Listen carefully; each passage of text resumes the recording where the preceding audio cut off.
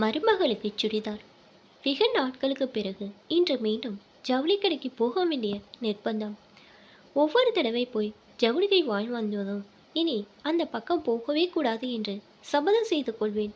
ஊரில் இல்லாத அதிசயமாக என் மனைவிக்கு மட்டும் கடைவீதிக்கு வருவதோ கடைக்கடையாக ஏறுவதோ மணிக்கணக்காக கும்பலில் நின்று புடவை செலக்ட் செய்வதோ துளியும் விருப்பம் கிடையாது. நான் பார்த்து ஏதாவது அவளுக்கு எடுத்து கொடுத்தால்தான் உண்டு. எனக்கு பிடித்த கலர், டிசைன் முதலியவற்றில் புடவையும் மேட்ச் ப்ளவுஸ் பிட்டும் ஆசையாக எடுத்து விடுவேன். வீட்டுக்கு வந்ததும் அதை மனைவியிடம் காட்டி அவளை அசத்த வேண்டும் என்றும் ஆசைப்படுவேன். அவள் அநேகமாக ஆழ்ந்த உறக்கத்தில் இருப்பாள். எழுப்பினால் கோபம் வரும், அல்லது டிவி சீரியலில் மூழ்கியிருப்பாள். இடையில் குறுக்கிட்டாலும் பிரச்சனை வரும். டிவி சீரியல்கள் முடிந்து அவள் வருவதற்குள் பெரும்பாலும் நான் தூங்கி விடுவேன். நள்ளிரவில் இருவரும் விழித்து கொண்டால் நான் வாங்கி வந்த புடவையை காட்ட எண்ணுவது உண்டு. அதிலும் ஒரு சிறிய பிரச்சனை உண்டு. அவளாகவே எங்கே போனீர்கள், என்ன வாங்கிட்டு வந்தீர்கள் என்று ஆசையாக கேட்க மாட்டாளா என்று நினைப்பேன். கல்யாணமாகி 3 மாமாங்கத்திற்கு மேல் ஆகிவிட்டது.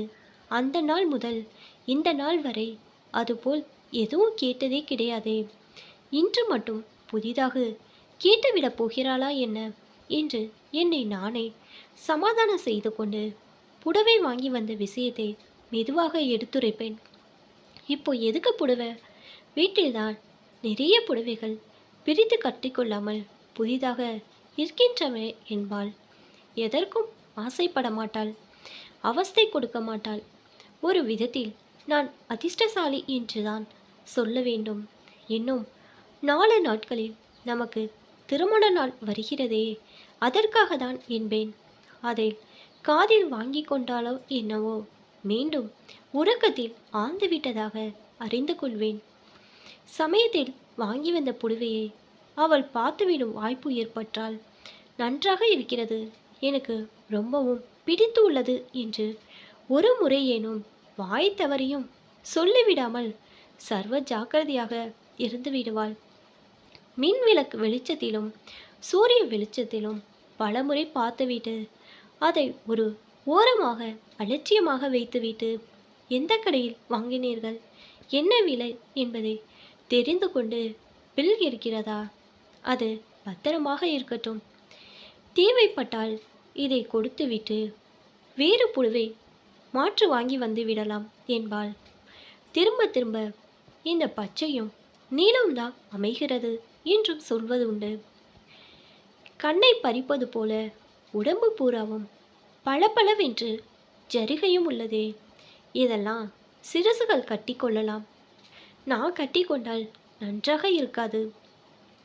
குடுகுடன் போய் எதையாவது வாங்கி வந்து விடுகிறீர்கள், பரவாயில்ல. யாராவது சொந்தக்கார சிறு வயசு பெண்கள் நம் வீட்டுக்கு வந்தால் வெற்றலை பாக்கு மஞ்சள் குங்குமத்துடன் கொடுத்துவிட்டால் போச்சு என்பாள். அதுபோல யாராவது வரும்போது இதை பற்றின ஞாபகமே சுத்தமாக வராது என்பது தனி விஷயம். உள்ளூரில் உள்ள தன் சமயம் உள்ள மூத்த சம்மந்தி அம்மாள் வரும்போது மட்டும் அந்த புடவையை ஞாபகமாக எடுத்துக்காட்டி அபிப்பிராயம் கேட்பதுண்டு. மிகவும் நாகரிகமான மற்றும் விவரமான அந்த அம்மாள் திருவாய் மழந்தருளே என்ன சொல்கிறாளோ அதை பொருத்தி புடவையை கட்டிக்கொள்வதோ, யாருக்காவது வஸ்திரதானமாக கொடுத்து விடுவதோ, அல்லது கடைக்கு போய் அவர்களை விட்டே மாற்றிக்கொண்டு வர சொல்வதோ நிகழும். இதெல்லாம் அவ்வப்போது நடந்து வந்த பழைய கதைகள். சமீபத்தில் ஒரு நாள் நான் வாங்கி கொடுத்த புது புடவை ஒன்று சம்மந்தி அம்மாள் தந்த ஒப்புதல் மற்றும் பரிந்துரையின் அடிப்படையில் என் மனைவி கட்டிக்கொள்ள நேர்ந்தது. அது சமயம் எங்கள் வீட்டுக்கு அடிக்கடி வந்து மிகவும் சுவாதீனமாக பழகும் பெண் ஒருத்தி, மாமி வாவ், இந்த புடவை உங்களுக்கு சூப்பராக இருக்கு, திடீரென்று ஒரு 10 வயசு குறைஞ்சா போய் இருக்கிறீங்க, நல்ல கலர், நல்ல டிசைன், லைட் வெயிட்டாக ஷைனிங்காக இருக்குது, பார்டரும் தலைப்பும் படு ஜோர் மாமி, எங்கே வாங்கினேன், நம்ம ஊரா வெளியூரா, எந்த கடையில் வாங்கினேன், யார் செலெக்ஷன், என்ன விலை என ஆச்சரியமாக பல கேள்விகளை கேட்டலானால் அவளின் எந்த கேள்விக்குமே பதிலளிக்க முடியாத என் மனைவி, எனக்கு ஒன்றுமே தெரியாதுமா, எல்லாம் எங்கள் ஆத்துமாவை கேட்டாதான் தெரியும், அவர்தான் வாங்கி தந்தார் என்று சொல்லி நழுவ பார்த்தாள். வந்தவள் சும்மா இல்லாமல், அதான் நான் பார்த்தேன், சும்மா சொல்லக்கூடாது மாமி, உங்க ஆத்து மாமா கற்பனையும் ரசனையும் அலாத்தியானது, நீங்க ரொம்ப கொடுத்து வச்சவங்க, அடிக்கடி அவர் பெயர் பத்திரிகையில் வருகிறது என்றால் சும்மாவா பின்ன. அடுத்த முறை நான் புடவை எடுக்க போகும்போது என் ஸ்கூட்டர் பின்னாடி உட்காந்து மாமாவை உட்கார வைத்து கொண்டு கடைக்கு கூட்டிட்டு போய் அவரை விட்டு செலக்ட் செய்ய சொல்லி அவர் எது எடுத்து தருகிறாரோ அதை தான் வாங்கி கட்டிக்க போறேன் என்று உசுப்பி என் அவளுக்கு கண்ணில் நீர் வராத குறைதான். விட்டால் அந்த பெண் என் கைகளை பிடித்து குலுக்கி பாராட்டவும் செய்வாள் என்பது எனக்கும் என் மனைவிக்கும் நன்றாகவே தெரியும். அந்தளவு மிகவும் சோசியல் டைப் அந்த பெண். என்னவள் என்னை பார்த்து, நீர் எதற்கு இன்னும் இங்கே நிற்கிறீர்கள் என்பது போல் ஒரு முறை முறைத்துவிட்டு கையில் கிழிக்கையுடன் சமையலறைக்குள் புகுந்தாள். நானும் வெளியில் எங்கே புறப்படுவது போல் கிளம்பிவிட்டேன். பிறகு முழுசா 3 நாட்கள் என்னுடன் பேசவே இல்லையே. அவ்வளோ ஒரு பொசசிவ்னஸ் அவளுக்கு என் மேல் அன்பையும் பாசத்தையும் பிரியத்தையும் நேருக்கு நேர் அவ்வப்போது பகிர்ந்து கொள்ள மாட்டாளே தவிர, இது போல வேறு யாராவது உசுப்பி விட்டால் போச்சு நம்மாளு, நமக்கு மட்டும்தான் இவள் யாரு குறுக்க என்று கொந்தளித்து விடும் சுபாவம் கொண்டவள். சரி சரி, பழைய கதையெல்லாம் இப்போது எதற்கு, இன்றைய புதிய கதைக்கு போவோம். இன்று அடியின் ஜவுளி கடைக்கு செல்வது அடியோடு வேறு ஒரு முக்கியமான விஷயமாக. ஒரு பெண்ணுக்கு சுடிதார் எடுப்பதற்காக எங்களுக்கு 3 மகன்கள் மட்டுமே. முதல் இருவருக்கும் திருமணமாகி வெளிநாட்டிலும் வெளியூரிலும் உள்ளன. 3வது மகனுக்கும் வெளியூரில்தான் வேலை. அவனுக்கு திருமணம் செய்து வைக்க நாங்கள் இருக்கும் உள்ளூரிலே பெண் பார்த்து பிடித்து போய் நிச்சயதார்த்த தேதி முதலிய பற்றிய பேச்சுவார்த்தைகள் வெற்றிகரமாக முடிந்துள்ளது. இந்த பெண் பார்க்கும் படலத்திற்கு நிச்சயதார்த்த தினத்திற்கும் இடைவெளி சற்று அதிகம் உள்ளது. இந்த இடைவெளியில் அந்த பெண்ணுக்கு பிறந்த நாள் வருகிறது. அந்த பெண்ணின் பிறந்த நாளுக்கு வருங்கால மாமனார் மாமியார் என்ற முறையில் ஏதாவது நினைவு பரிசுகள் தர வேண்டும் என்ற ஆவலில் இன்று மீண்டும் என்னுடைய ஜவுளிக்கடை பிரவேசம்.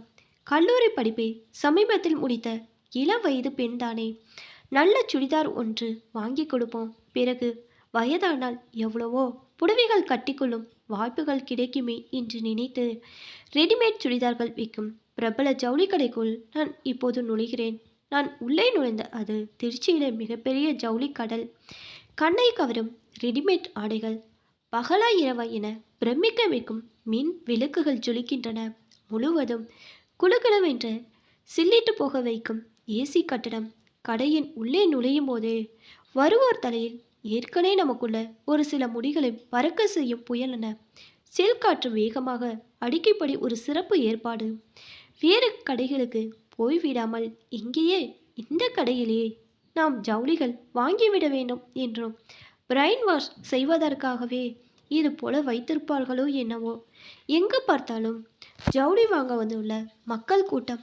அவர்களின் ரசனைக்கு தீனி போட தயாராக இருந்த விற்பனை பெண்கள், வாங்க சார், என்ன வேணும்? நுழைவாயில் மட்டும் நின்ற ஒரே ஒரு ஆண்மகனின் கேள்வி. சுடிதார் வேண்டும். நான் நேரா உள்ளே போய் இடது பக்கம் திரும்புங்கள். நேரா உள்ளே போனேன். இடது பக்கம் திரும்பினேன். திரும்பிய இடமெல்லாம் ஒரே சுடிதார் மயம். ஆயிரக்கணக்கான சுடிதார்கள். எதை பார்ப்பது, எதை வாங்குவது, 1000 குழப்பங்கள் எனக்கு. ஒரு சில விற்பனை பெண்கள் என்னை நெருங்கினர். யாருக்கு சுடிதார்? எவ்வளோ வயது? உயரமா, குள்ளமா, நிதானமா, குண்டா இருப்பாங்களா, ஒல்லியா இருப்பாங்களா, மீடியமா இருப்பாங்களா, ஃபுல் ஸ்லீவா, முக்கால் சைஸா, என்ன விலையில் பார்க்குறீர்கள்? வரிசையாக கேள்வி கணைகளை தொடுத்து என்னை பிரமிக்க செய்தனர். முன்ன பின்ன நான் சுடிதார் வாங்கியிருந்தாதானே எனக்கு அவர்கள் என்ன கேட்கிறாள் என்ற விவரம் புரியும். தொங்கவிட்டு உள்ள சுடிதார்களில் ஒரு சிலவற்றை சற்றே இழுத்து பார்த்தேன், தடவி பார்த்தேன். அந்த பெண் விற்பனையாளர், இங்கு உள்ளதெல்லாம் விலை 500 முதல் 700 வரை சார் என்றால், இருப்பினும் ஏதோ எடுப்பாகவும் கவர்ச்சியாகவும் ஸ்பெஷலாகவும் தெரியவில்லை எனக்கு. இவைகளை விட விலை அதிகமாக ஏதும் உள்ளனவா? இக்கட்டான சூழ்நிலையிலிருந்து விலக எண்ணி கேள்வி எழுப்பினேன். விலை ஜாஸ்தியான சுடிதார்கள் அடுக்கப்பட்டு உள்ள பிரிவுக்கு என்னை பெரிய விலை கொடுத்து அனுப்பினர். இந்த புதிய பிரிவில் உள்ள சுடிதார்கள் படு ஜோராக காட்சியளித்தன. அவை யாவும் பளபளப்பான கண்ணாடி கவறுகளில் அடுக்கி மடித்து அழகிய டிசைன்கள் மற்றும் கலர்களில் வைக்கப்பட்டிருந்தன. அங்கிருந்த இளம் விற்பனை பெண்களின் அடிக்கடிக்கான வழக்கமான கேள்விகள் ஆரம்பமாகிவிட்டன. ஏதோ ஒரு சுடிதாரை கையில் எடுத்து பார்த்தேன். விலை 1400 என போடப்பட்டிருந்தது. எவ்வளோ வயது பெண்ணுக்கு சுடிதார் பார்க்குறீங்க என்றால் ஒருத்தி. 22 வயது என்றேன். நல்ல உயரமானவங்களா சார் என்றாள். ஓரளவு உயரம்தான். உங்கள் உயரம் இருக்கும் என்றேன். எல்லாமே ஃப்ரீ சைஸ் தான், யாரும் வேண்டுமானாலும் போட்டுக்கொள்ளலாம் என்றால். நல்ல கலராக இருப்பாங்களா என்று அடுத்த கேள்வியை கேட்டார். சிவப்பாக நல்ல கலராகவே இருப்பாள் என்றேன். உயரம், உடல்வாக, வயது முதலியவன் சொல்லிவிட அவ்விடம் மாதிரிக்கு விற்பனை பெண்கள் பலர் இருந்தனர். நிறத்தையோ அழகையோ வர்ணிக்கவும் ஒப்பிடவும் அங்கு யாரும் இருப்பதாக எனக்கு தெரியவில்லை. ஒருவேளை அதுபோல யாரும் பேரழிகள் இருந்து சுடிதார் பக்கம் வந்தபோது யாராவது அவர்களை சேர்த்து செலக்ட் செய்து போய் இருப்பார்களோ என்னவோ என்று நினைத்து கொண்டேன். நூற்றுக்கணக்கான சுடிதார்கள் பல வண்ணங்களில் பல டிசைன்களை காட்டியும் எனக்கு முழு திருப்தியாகவில்லை. நான் விரும்பும் கலர் மற்றும் நான் எதிர்பார்க்கும் டிசைன், என் டேஸ்ட் முதலியவை பிரத்யேகமானது. மிகவும் வித்தியாசமான ரசனை உள்ளவன் அல்லவோ நான். 2000 ரூபாய்க்கு மேல் நல்ல அருமையான கரும் பச்சை கலரில் நல்ல வேலைப்பாடுகளுடன் இருந்தால் காட்டுங்களே என்றேன் முடிவாக. பட்டு ரோஜா கலரில் ஒன்று காட்டப்பட்டது. கையில் வாங்கி தொட்டு பார்த்த எனக்கு ஓரளவு மனதுக்கு பிடித்த டிசைனாக இருப்பினும் வரப்போகிற மருமகளுக்கு முதலாக எடுத்து கொடுப்பது சிவப்பு நிறமாக இருக்க வேண்டுமா என்ற சிறிய குழப்பம் என்னுள் ஓடியது. அருமையான கலர் மற்றும் டிசைன் சார், போட்டு பார்த்தால் சூப்பராக இருக்கும் அவங்க சிவப்பு உடம்புக்கு என்றால். ஏற்கனவே நான் தொட்டு பார்த்த லைட் சந்தன கலர் சுடிதாருக்கும் இதே போலதான் சொன்னாள். இவள் அவளுக்கு என்ன, ஏதோ ஒன்றை விற்பனை செய்து பில் போட்டு பணக்கட்டை என்ன அனுப்பி வைக்கணும். சீக்கிரமாக டேபிள் டாப் மீது வரிசையாக குவிக்கப்பட்டிருந்த நூற்றுக்கணக்கான சுடிதார்களை கிளி ஜோசிய பார்ப்பவரிடம் இருக்கும் கிளி ஒவ்வொரு அட்டையாக எடுத்து நகர்த்துவது போல் நகர்த்தி கொண்டிருந்தேனே தவிர எதிலும் மணல் லயிக்காமல் அங்கிருந்த ராக்குகளில் அடுக்கப்பட்டிருந்த பல சுடிதார்களின் வரிசையாக நோட்டமிட்டமான. திடீரென ஒரு சுடிதாரை சுட்டி காட்டி அதை அந்த அலமாரியிலிருந்து எடுக்க சொன்னேன். நான் கேட்ட அதே கரும் பச்சை கலர் வெல்வெட் போன்ற நல்ல பளபளப்பும் வளப்பளப்பும் முன்பகுதியில் மற்றும் அருமையான கண்ணை பறிக்கும் வேலைப்பாடுகள், தங்க கலர் ஜரிகை, ஜிமிக்கி, எம்ப்ராய்டரி என அனைத்தும் அருமையாக இருந்தும் எனக்கு ஒரு பெரிய குறை. 2 பக்கமும் கை எதுவும் இல்லாமல் இது முண்டாம்படியன் போல அல்லவா உள்ளது என்ற வருத்தம் ஏற்பட்டது. இதே கலர் இதே டிசைனில் கை வைத்ததாக வேண்டும் என்றேன். என்னை ஒரு மாதிரியாக பார்த்து அவர்களுக்குள் ஒரு நமட்டு சிரிப்பது போல் தோன்றியது. கைகள் தனியா இப்படிதான் இங்கே வைத்திருப்பார்கள் சார். அவைகளை தனியாக வைத்து அவரவர் விருப்பப்படி தைத்து கொள்ள வேண்டும். ஒரு சிலர் கைகள் ஏது வேண்டாம், அப்படியே காத்தாட இருக்கட்டும் என்பார்கள். அதனால்தான் அவற்றை தைக்காமல் தனியாக இப்படி வைத்திருக்கிறார்கள் என்றால். இந்த விளக்கத்தை கேட்டேன். நான் ஒரு வழியாக நிம்மதி அடைந்தேன். அப்படி தனியாக தொங்கிய கைகளும் தோள்பட்டியொட்டி தைக்கப்பட்ட வேண்டிய இடத்தில் கும்மனில் எக்ஸ்ட்ரா துணிகள் கொடுத்து பஃப் வைத்ததாகவும் கீழே அழகிய கண்கவரில் தங்க கலரில் பார்டர் கொடுக்கப்பட்டதாகவும் கரம் பச்சை நிறத்தில் ஜம்மன்று இருந்தது. எனக்கு மகிழ்ச்சி அளித்தது. என் முகம் வெளிப்படுத்திய திருப்தியை உணர்ந்த அந்த விற்பனை பெண், இதன் விலை ரூபாய் 2400 மட்டுமே, அதிலும் 10% தள்ளுபடி உண்டு சார் என்றால். இதற்கு மேற்றாக இதே பேண்ட்டும் துப்பட்டாவும் தருவீர்கள் அல்லவா என்றேன். மறுபடியும் ஒரு மாதிரியாக என்னை பார்த்து சிரித்து கொண்டே அவள், அதே கலர் வராது சார், யூனிஃபார்ம் மாதிரி போட மாட்டார்கள் என்றாள். இதற்கு ஜோடி இதுதான் என்று ஒருவித மாங்காய் அழுகி போன மாவடு கலர் போன்ற பழுப்பு கலரில், ஆனால் மிகவும் நயமான கொசுவலை போன்ற துணியில் துப்பட்டாவும் பேண்ட்டும் எடுத்து காட்டினாள். உட்புறம் துணி கொடுத்து டபுள் ஸ்டிச்சிங் செய்து தொலைத்தன என்று இருந்தது. அந்த பேண்ட் எனக்கு மட்டும் அதே பச்சை கலரில் மேட்சாக இல்லாமல் மங்கிய கலர் உள்ளது என்று ஒரு பெருங்குறை மனதுக்குள் இருந்தது. சொல்லவும் முடியாமல் மெல்லவும் முடியாமல் நான் இருந்தபோது அவற்றை பேக் செய்து கொண்டே, ஒன்று போதுமா சார், வேறு ஏதாவது பார்க்குறீங்களா என்றால். கால் குழாயின் துப்பட்டாவும் வேறு கலர் இருப்பதோடு மட்டுமின்றி போட்டுக்கொண்டால் அலிபாபாவும் 40 திருடரும் படத்தில் வரும் பானுமதியின் பைஜாமை போல தொளதொளப்பாக இருக்குமோ என்று விசாரத்துடன் பணம் 2160 மட்டும் செலுத்திவிட்டு பார்சலை வாங்கி கொண்டு கடையிலிருந்து புறப்பட்டேன். அந்த பரபரப்பான பஜாரில் வழி நெடுகிலும் பல இளம் வயது பெண்கள் சுடிதாருடன் தென்பட்டனர். நான் அந்த தெருவின் ஒரு ஓரமாக நின்றபடி வாழ்க்கையில் முதன்முறையாக அந்த இளவயது பெண்களை உச்சி முதல் உள்ளங்கால் வரை உற்று நோட்டமிட்டமான அவர்களை பார்த்து கொண்டே என் மனதில் சுடிதார் பற்றிய கருத்து கணிப்பு நடத்தலானேன். இந்த டீனேஜ் பெண்களெல்லாம் விதவிதமான சைஸ்களின் கலரிலும் இன்று மட்டும் லுக்விட் எனக்கு மீண்டும் மனதில் ஒரு சஞ்சலம் ஏற்பட்டது.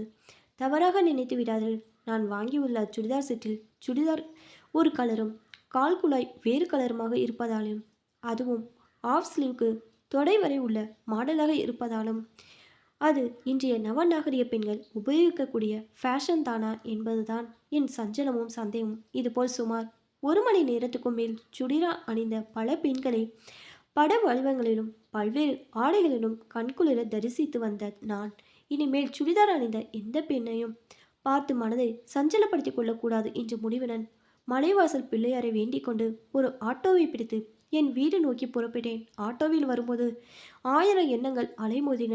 பெரிய பையன்கள் கல்யாணத்திற்கு ஒரே நாளில் நூற்றுக்கணக்கான புடவைகள், பல்வேறு கலர்கள், டிசைன்கள், விலைகள் என அள்ளி வந்து உறவினர்கள், நண்பர்கள் என அனைவருக்கும் அளித்து மகிழ்வித்த அனுபவம் எனக்கு உண்டு. இன்று முதல் முறையாக ஒரு சுடிதார் எடுக்க போய் அதிலும் பல புதிய அனுபவங்களை, புதிய விஷயங்களை கற்றுக்கொண்டதிலும் ஒரு மகிழ்ச்சியே ஏற்பட்டது. என்றாலும் மனதில் ஏதோ ஒரு சின்ன விசாரம் இருந்து வந்தது. புடவையில் கூட எனக்கு என்று ஒரு சில தனி அபிப்பிராயங்கள் உண்டு. அதாவது ஒரு சில புடவைகள் ஒரு சிலர் கட்டி கொண்டால் மட்டுமே மிக அழகாக இருப்பது போல் எனக்கு தோன்றும்.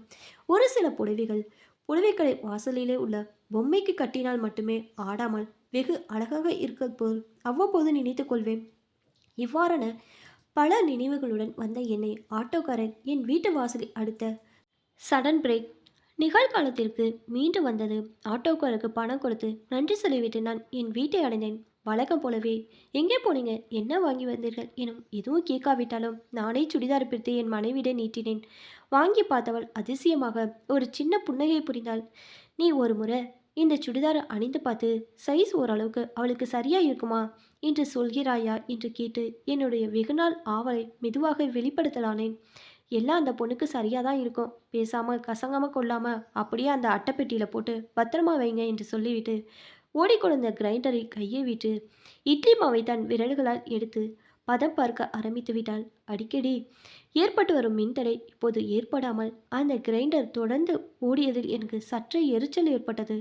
சுடிதார் அணிந்த நிலையில் என் அவளை மொபைல் ஃபோன் கேமரா மூலம் ஒரு படமாவது எடுத்து தினமும் ஒரு முறை பார்த்து மகிழலாம் என்ற என் நினைப்பு ஒர்க் அவுட் ஆகாமல் நான் மூட் அவுட் ஆகியும் வழக்கம் போல் என் மனதை நானே சமாதானம் செய்து கொண்டு உடனே இயல்பு நிலைக்கு திரும்பிவிட்டேன். ஒரு வழியாக வெற்றிலைப்பாக்கு, பழங்கள், புஷ்பங்கள், சாக்லேட்கள் மற்றும் ஸ்வீட் பாக்கெட்டுடன் நான் வெகு கஷ்டப்பட்டு வாங்கி வந்த அந்த சுடிதாரை என் மனைவி கையால் என் வருங்கால மருமகளுக்கு வழங்க ஏற்பாடு செய்தேன். நான் அந்த பெண்ணிடம் அவற்றை சந்தோஷமாக கொடுத்தாள் என் மனைவி. கலரோ டிசைனோ சைஸோ சரியா இல்லாவிட்டால் உடனே 2 நாட்களுக்குள் கடையில் கொடுத்துவிட்டு வேறு ஒன்று மாற்றி வந்து விடலாம் என்றோம் அந்த பெண்ணிடம். ஆனால் அவள் இதுவே நன்றாக இருப்பதாக சொல்லி மகிழ்ச்சியுடன் பெற்றுக்கொண்டாள். பெண் பார்க்கும் படலம் முடிந்து நிச்சயதார்த்தம் நடைபெற நாள் குறித்துள்ள இடைக்காலத்தில் அவள் இன்று இருக்கும் நிலைமையில் வேறு என்னதான் எங்களிடம் தைரியமாக சொல்லிவிட முடியும் என்று என் மனதிலுள் நினைத்து கொண்டேன். தனியாக தொங்கிக் கொண்டிருந்த கைகள் 2ஐயும் அழகாக தைத்து அதை அப்படியே அணிந்து கொண்டு வருங்கால மாமியாரிடம் காட்டிவிட்டு தனது சிநேகிதிகள் எல்லாருமே இந்த ட்ரெஸ் ரொம்பவும் சூப்பராக இருப்பதாக சொல்லி பாராட்டினார்கள் என்று கூறி நன்றி கலந்த நாணத்துடன் பிறந்த நாள் அன்று எங்களை நமஸ்கரித்து சென்றாள் அந்த பெண். அவள் புறப்பட்டு சென்ற அடுத்த நிமிடம் என் 3வது மகனிடமிருந்து எனக்கு தொலைபேசியில் ஒரு அழைப்பு. நீ வாங்கி கொடுத்துள்ள சுடிதார் அவளுக்கு மிகவும் நன்றாக இருக்குப்பா, சூப்பர் செலெக்ஷன், ரொம்பவும் தேங்க்ஸ்பா என்றான். திருச்சியிலிருந்து 400 கிலோமீட்டர் தள்ளி இருக்கும் இவன் எப்படி அதற்குள் இந்த சுடிதாரை பார்த்தான் என்று எனக்குள் ஒரே வியப்பு. அவனிடமே நான் இதை பற்றி அப்பாவித்தனமாக கேட்டுவிட்டேன். மெயிலை ஓப்பன் செய்து பார் தெரியும் என்றான். டிஜிட்டல் கேமராவில் ஃபோட்டோ எடுத்து இன்டர்நெட் மூலம் அவனுக்கு அனுப்பிவிட்டு தான் எங்களை பார்க்க வந்திருக்கிறாள் எங்கள் வருங்கால மருமகள். எது எப்படியோ நான் வாங்கி வந்தது நன்றாக இருப்பதாக வாழ்க்கையில் முதன்முறையாக ஒரு அங்கீகாரம் கிடைக்க பெற்றதில் என் மனம் மகிழ்ச்சி கடையில் நீச்சல் அடித்து கொண்டிருந்தது.